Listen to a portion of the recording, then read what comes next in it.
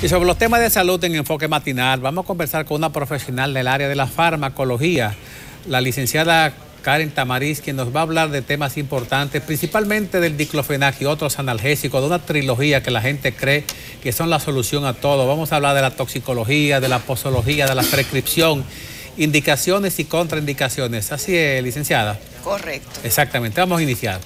Mire, ese grupo de medicamentos que pertenece a analgésicos antiinflamatorios no esteroides, llamado AINES, tienen un alto consumo en República Dominicana y en muchos países del mundo porque tiene venta libre.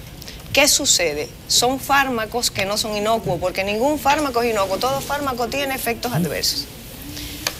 Ese es el efecto indeseado, de lo cual no se habla cuando se dan las partes positivas de cómo resuelven problemas de salud. Es correcto. Sin embargo, en todo inserto, en toda posología, en todo papelito que está dentro del medicamento o en su caja o en su etiqueta, tiene descrito los efectos adversos que tienen los medicamentos. Sin embargo, nunca se leen. Por ejemplo, el diclofenac no se puede utilizar en pacientes embarazadas, ni el diclofenac. Y cuando la embarazada tiene analgesia, tiene neuralgia fuerte, tiene aumento de la temperatura, tiene manifestaciones clínicas que necesita una solución. Usualmente su médico le prescribe acetaminofén, que es otro grupo dentro de ese equipo de terapéutico. Okay. Pero realmente me asusta sobremanera la sobredosificación que hay en el país por la nefrotoxicidad que existe. Ok, dice la bibliografía que antes de la prescripción el médico tiene que hacer unos cálculos matemáticos con proporción al peso, la estatura, la edad, la bioquímica, conocer la fundamentación de lo que él va a indicar para sanar al paciente, no para afectarlo posteriormente. Es correcto, porque eso es la dosis. Ajá. Y por eso la farmacología establece una dosis diaria definida para cada fármaco. Depende la vía de administración que tenga dicho fármaco. Ahora bien, es inadmisible que un despachador en una farmacia le diga a un afiliado, a un paciente o a un usuario que tiene que tomarse un diclofenac cada 6 horas de 100 miligramos, porque la dosis máxima de esto diario es 100 miligramos. Ya serían 4 dosis de 100, serían 400. Eso está en un nivel ya que afecta a algún órgano del cuerpo. Terriblemente a los riñones. Terriblemente a los riñones y consecuencias al hígado también.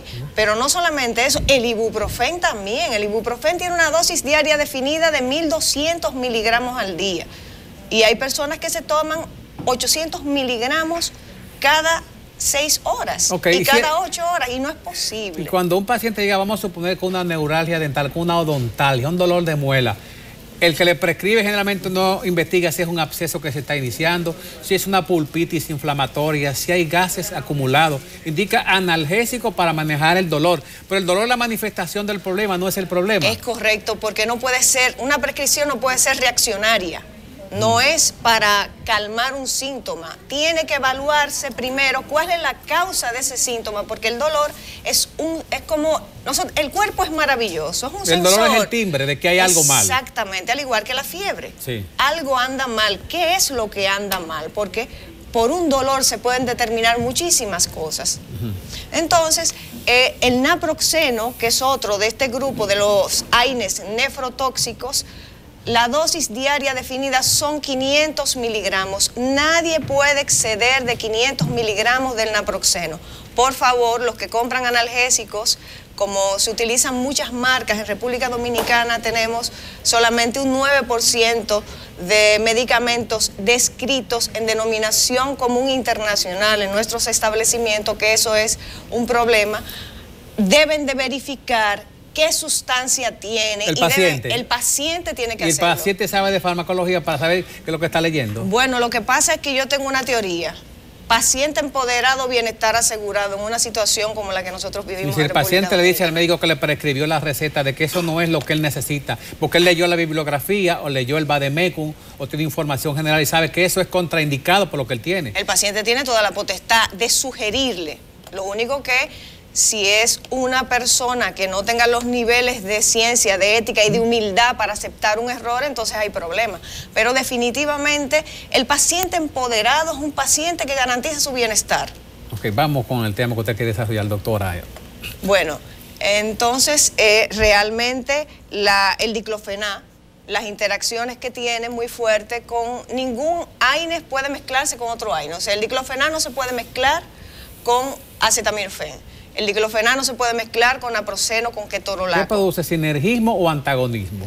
Es decir, para que la gente entienda, ¿aumenta el efecto de otro que está tomando paralelamente o reduce aquel y lo neutraliza? Primero compiten uno con otro por el lugar de acción y puede incrementar niveles de toxicidad alarmantes. Sobre todo los niveles de toxicidad lo puede alterar. El ketorolaco nunca se puede combinar con ninguno de estos 3 medicamentos anteriormente mencionados porque la contraindicación tiene efectos muy severos. Y mire que cuando el médico evalúa a un paciente, vamos de nuevo a un absceso dental en el que está florido el aspecto clínico, lo que ve el médico en el paciente, tumefacción, edema, infartación ganglionar, producción de lisis, de destrucción de proteínas. El analgésico funciona, no importa lo que esté en el área de trabajo, cómo vaya a introducirse a eso. Pues realmente necesita todo un esquema de un tratamiento lógico. Una batería de medicamentos diferentes. Claro, que de hecho República Dominicana tiene un promedio por prescripción de 4 medicamentos por prescripción. Hablamos de la paciente embarazada, pero pacientes que están tomando otro tipo de medicina por un problema sistémico, un enfermo de salud general, pacientes con problemas de diabetes, pacientes con problemas de retención de líquido a nivel renal. Vamos ahí. Fíjese que esos medicamentos son derivados de ácidos y su base es sodio. Cuando hablamos de presión arterial alta, estamos hablando de sodio, de que el sodio está contraindicado en estos tipos de pacientes, igual con insuficiencia renal. Obviamente, este no es el analgésico de elección para ese tipo de paciente, porque hay otros analgésicos que sí podrían funcionar perfectamente en este tipo de paciente. De acuerdo. Entonces se indica que sean 2 médicos simultáneamente que manejen la idiosincrasia de ese paciente y lo que va a necesitar, o un solo médico internista está en capacidad de manejar el tema.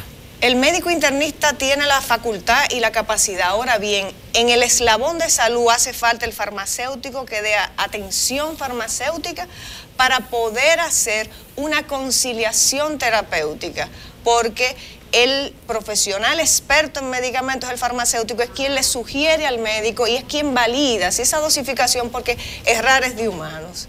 Y pueden cometer errores. Y el paciente que tiene problemas de filtración renal, de retención de líquido, de edema de las extremidades inferiores, ¿cómo saber qué se le indica y qué no se le indica? Sí, claro. Existe, por ejemplo, el ácido mefenámico, que no es inocuo a nivel renal en este caso.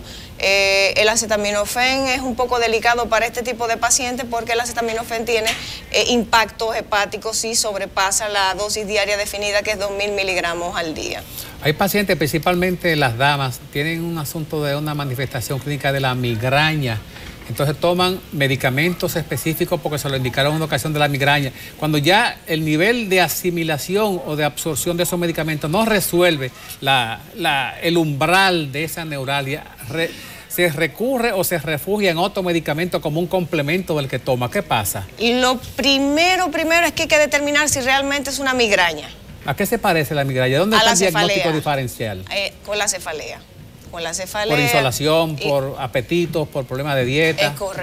Es correcto. Entonces, lo primero que hay que hacer es el diagnóstico diferencial, que es clínico totalmente.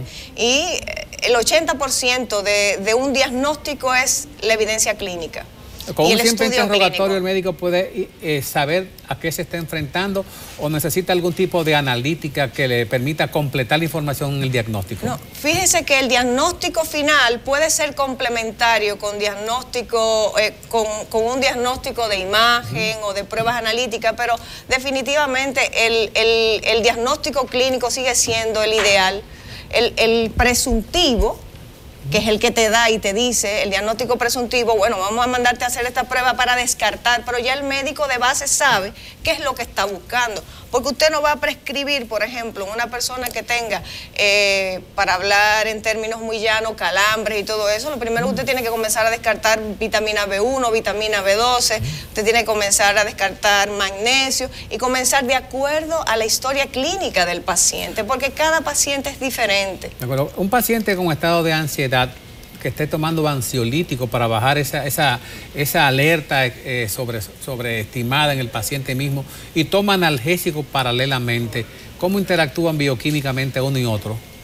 Interactúan, siempre van a interactuar, o potenciando o disminuyendo y aumentando los niveles de toxicidad.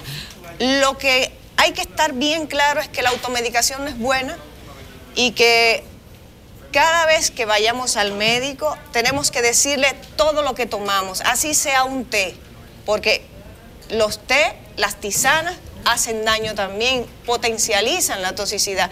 Los medicamentos no se deben tomar con otra cosa que no sea con agua. Ok, esto nos dio un enlace para la comunicación que quieran tener los pacientes con usted, formulando alguna pregunta ya por la vía del mail, ¿de acuerdo? Sí, correcto. Vamos a tener la pantalla para que la doctora Tamariz también le dé información adicional dentro de la limitación del tiempo que tenemos aquí en el programa. Ahí está el enlace, lo estamos viendo, atención especializada @gmail.com. Formulen sus preguntas por ahí. Y las respondemos también, vemos cuáles son las trazadoras, cuáles son las preguntas más abundantes y las traemos al programa para dar respuesta a sus inquietudes. De acuerdo.